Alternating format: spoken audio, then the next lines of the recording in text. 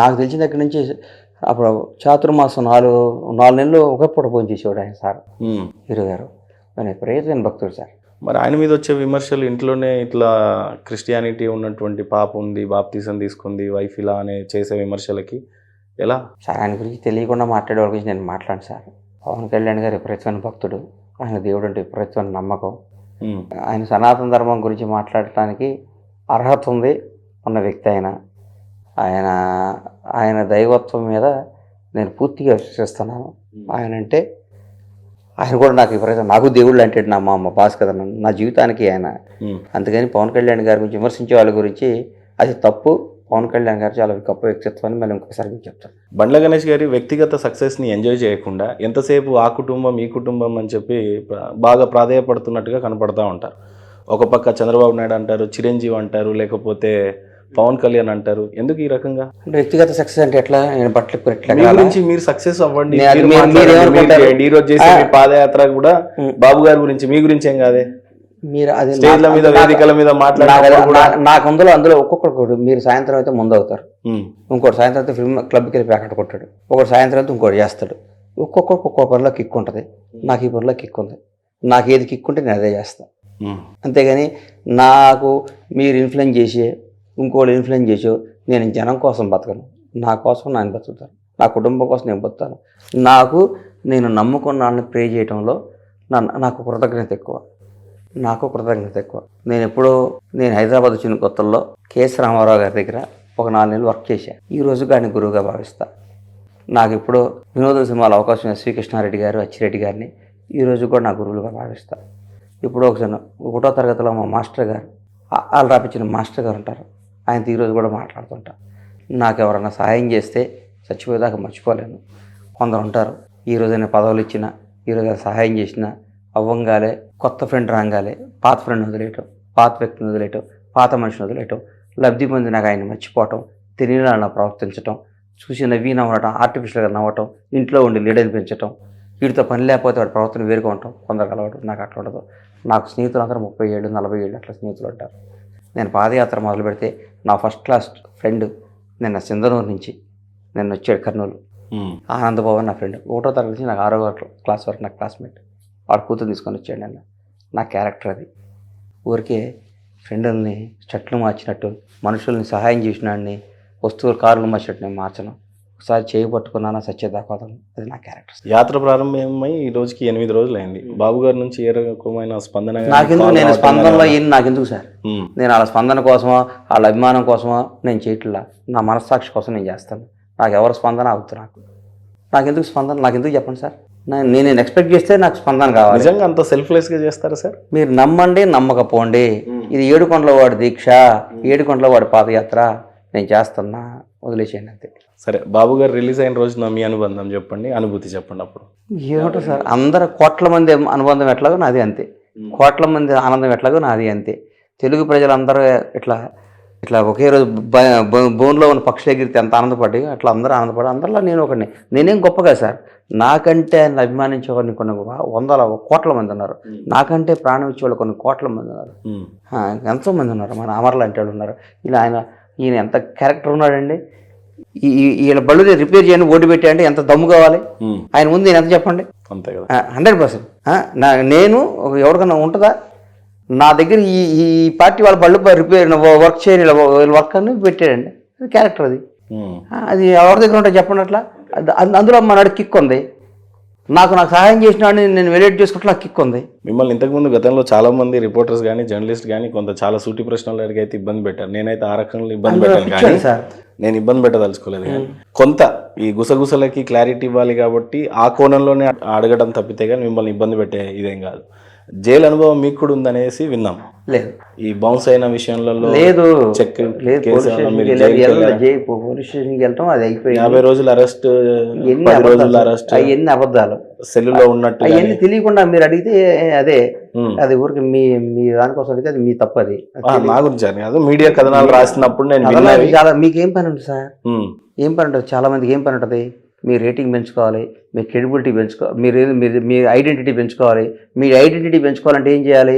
జనంలో క్రేజ్ ఉన్నాడు దగ్గరికి వెళ్ళి గెలాలి. జనంలో క్రేజ్ ఉన్నాడని గెలాలి. దాన్ని పోయి వాళ్ళు ఇంటర్వ్యూ చేస్తే మీరు ఎవరు చూడరు. అందుకని ఊరికే టైం పాస్కి ఒక అనే ముందు మీకు ఒక ఫ్యామిలీ ఉంది, నా ఫ్యామిలీ లాగే వాళ్ళకు కూడా ఒక ఫ్యామిలీ ఉంటుంది, నా పిల్లల్లాగే వాళ్ళకు కూడా ఒక పిల్లలు ఉంటారు.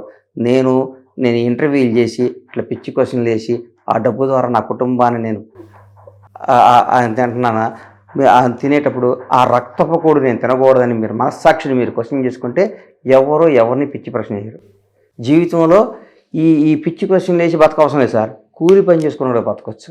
నేను జీవితంలో ఒకటే అనుకుంటే ఎప్పుడైనా ఏమవుతుంది, మ్యాక్సిమం చచ్చిపోతాం, ఎప్పటికైనా చచ్చిపోవాల్సిందే కదా.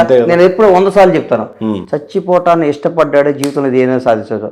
నేను చావును కూడా ఇష్టపడుతుంటా సార్ గురుగారు. I'm ready to die. ఏ రోజు దేవుడు ఏం రాస్తే జరిగింది అంతేగాని ఎవరినో బాధ పెట్టి, ఎవరినో బ్లాక్మెయిల్ చేసి, ఎవరినో ఉన్నది లేని రంకు అంటగట్టి, ఎవరినో పిచ్చి పిచ్చిగా మాట్లాడి ఆ దాని వచ్చి ఆ వ్యూస్ ద్వారా ఆ డబ్బును ఆ రక్తం పొడి తినే బదులు చచ్చిపోవటం బెటర్. నేను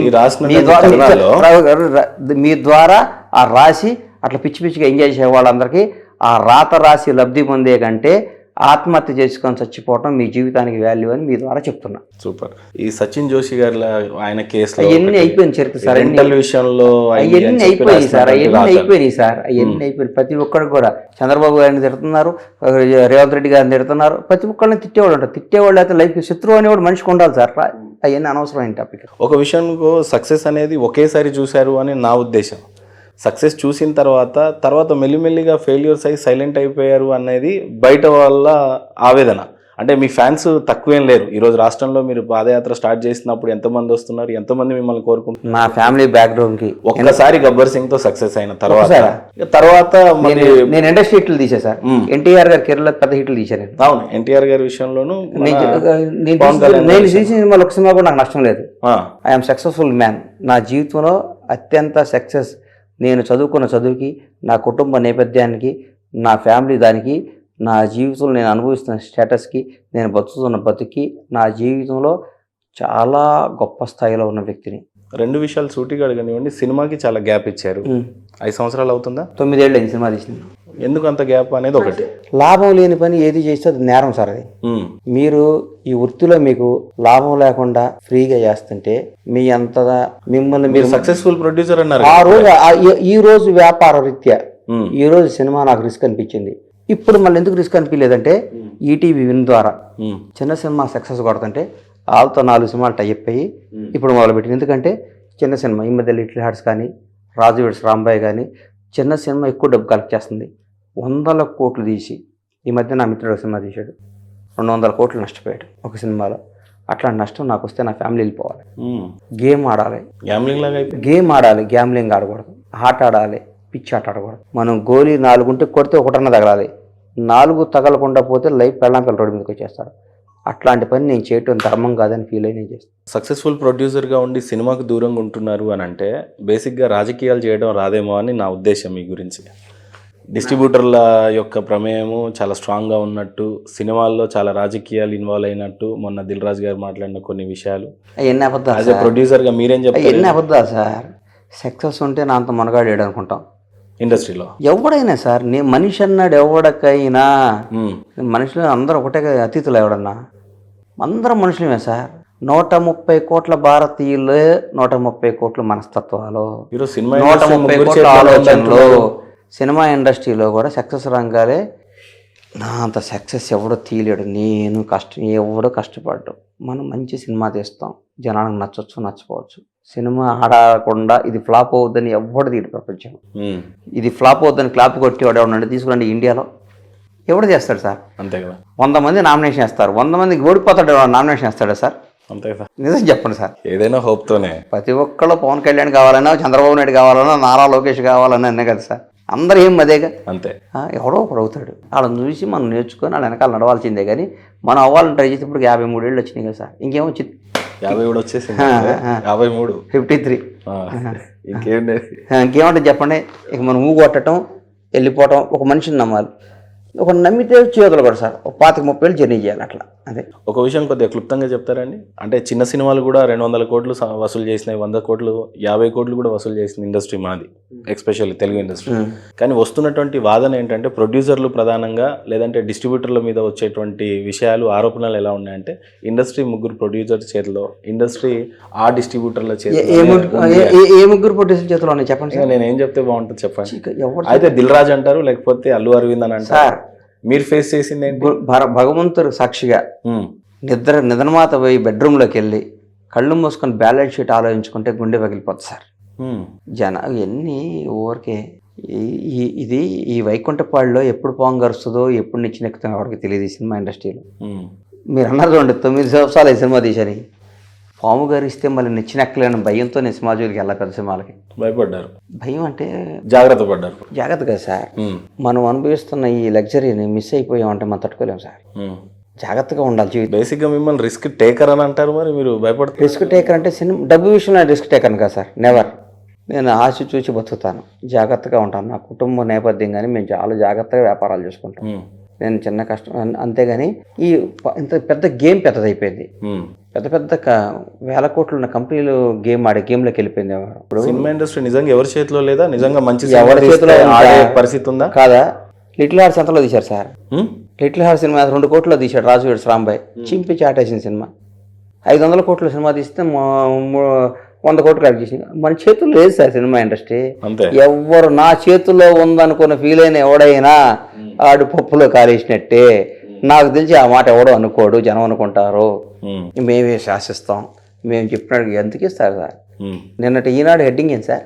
ఈనాడు పేపర్ హెడ్డింగ్ ఏందన్నా? మొన్న మీరు ఇంటర్వ్యూ చేసి ఉంటారు, ఎవరిని చేశారు లాస్ట్ ఇంటర్వ్యూ? కమిషనర్ గారిని చేశారు. అందులో 3వ క్వశ్చన్ ఏంటి? ఏమో ఇంకా మీరు చెప్పాలి. మీరే అడిగింది మీకు గుర్తులేదు, పక్కా సంగతి కూడా గుర్తుంటుంది సార్. ఏంది సార్ మీరు ఎందుకు సార్ గురుగారు? నిన్న జరిగింది ఎవడో గుర్తు పెట్టుకుంటాడు సార్. నిన్న అప్పుడు అది జరిగిందంట వాళ్ళు అన్నప్పుడు నీకు దాంతో ఎందుకు ఎన్ని వాట్ ఈస్ నెక్స్ట్? రేపేంది? గతం గురించి ఆలోచించేవాడు ఎవడో జీవితంలో పైకి రాడు, గతం గురించి తోముకున్నాడు ఎవడో జీవితంలో పైకి రాడు. రేపేంటి? రేపు ఎలా వెళ్ళాలి, రేపు ఏం చేయాలి, మన క్యారెక్టర్ ఏంటి, మనం ఎట్లా పైకి రావాలి, మనం ఏం సాధించాలని తపనున్నాడే ఈ జీవితంలో పైకి వస్తాడు. చంద్రబాబు గారు 52 ఏళ్ళు జైల్లో ఉండి 5 ఏళ్ళు ప్రతిపక్షంలో ఉండి 2 సార్లు ఓడిపోయి అబ్బా అని టెన్షన్ పడితే ముఖ్యమంత్రి అయ్యేవాడా? రాష్ట్రాన్ని శాసించేవాడా? ఇవాళ ఇండియాలో ఆ కూటమిలో ఒక అద్భుతమైన పొజిషన్లో ఉండేవాడా? What next? ఓడిపోయాం, నెక్స్ట్ ఏంటి సార్? అంత పెద్ద మనిషి అసెంబ్లీలో ఏడ్చాడు సార్. ఆయన వయసు కన్నా రెస్పెక్ట్ ఇవ్వాలి కదా సార్. ఏడ్చాడు సార్. ఆయన వయసుకి ఒక దేవత లాంటి భార్యను పట్టుకొని కూడా ఎక్కిరించారు సార్ అసెంబ్లీలో. తట్టుకున్నాడు, మంచి గుండె కాదు రాయి చేసుకున్నాడు, జనం కోసం బతికాడు. నేనేంటో చూపించాలన్నాడు. మామూలుగా 60 సంవత్సరాలు రిటైర్డ్ అవుతున్న ఈ రోజుల్లో 60 ఏళ్ళకి సెంట్రల్ గవర్నమెంటే రిటైర్మెంట్ పెట్టింది సార్. 75 ఏళ్ల వయసులో కూడా రోజుకి 20 గంటలు పనిచేస్తూ నేనేంటో చూపించాలని తపన పడుతున్నాడంటే ఆయన సెల్యూట్ చేయాలా ఏం చేయాలా మహేంద్ర గారు? మరి ఓవర్ దాని మీద డిస్కషన్ ఎందుకు? ఇంకా అది వద్దు, అది తీసేయండి, కొత్త క్యారెక్టర్ చెప్పండి. ఇప్పుడు 9 ఏళ్ల పాటు సినిమాకి దూరం ఉన్నప్పుడు ఆ ఫ్రెండ్స్ ఇంకా కంటిన్యూ అయ్యారా మీరు? సక్సెస్లో ఉన్నప్పుడు ఉండే సక్సెస్ ఫ్రెండ్స్ వేరే. ఈ రోజు నా వ్యక్తిగతంగా మీ అనుభూతిని అనుభవాలని ప్రాపర్గా చెప్పండి. నిజంగానే వెంకటేశ్వర స్వామి దగ్గరికి ఆ చెంత వెంకటేశ్వర స్వామి షాక్. ఇండస్ట్రీలో నాకు ఈ రోజు అత్యంత స్నేహితులు ఉన్నారు. నేను ఎవరికన్నా 1 కాల్ అవే. సంవత్సరాల నుంచి 9 ఏళ్ళు సినిమా తీసా. మా ఇంట్లో దీపావళి పార్టీ చేసుకుంటే ఎంతమంది వచ్చారో వీడియో కొట్టి చూసుకోండి సార్. అది నా స్టామినా సార్. ఎందుకు దాని మీద డిస్కషన్ మీకు? నేను ఈ రోజు కూడా నాకు ఇండస్ట్రీలో బెస్ట్ ఫ్రెండ్స్ ఒక రైటర్ BVS రవి లాంటి వాడు. కానీ పోనీ మీరు ఇలా అడగనివ్వండి, ఇలా అడిగితే మీరు చెప్పేలా లేరు. ఎలా అడిగినా 9 ఏళ్ళు సినిమాకి దూరంగా ఉన్నాక బండ్ల గణేష్ పని అయిపోయింది అని చెప్పి కట్ అయిన ఫ్రెండ్స్ లేరా? 10 ఏళ్ళు ప్రతిపక్షంలో ఉండి కూడా మళ్ళీ మీరు చెప్పండి, మీ ఫ్రెండ్ వ్యక్తిగతంగా లేదు. కొందరు ఉండొచ్చు, అది వాళ్ళ కర్మ. వాళ్ళు ఇప్పుడు బాధపడతారు, రేపు భవిష్యత్తులో బాధపడతారు. ఈయన ఎందుకు మిస్ అయ్యామని బాధపడేవాళ్ళు చాలా ఉంది. ఆ రోజుల దగ్గరికి వచ్చినాయి, ఆ రోజు త్వరలో ఉన్నాయి.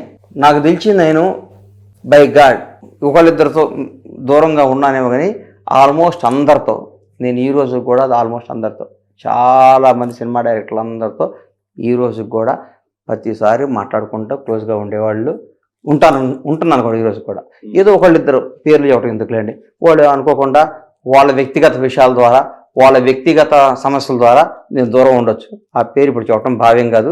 కథ వాళ్ళందరూ కూడా వీళ్ళు అత్యంత సన్నిహితులు నాకున్నారు సార్.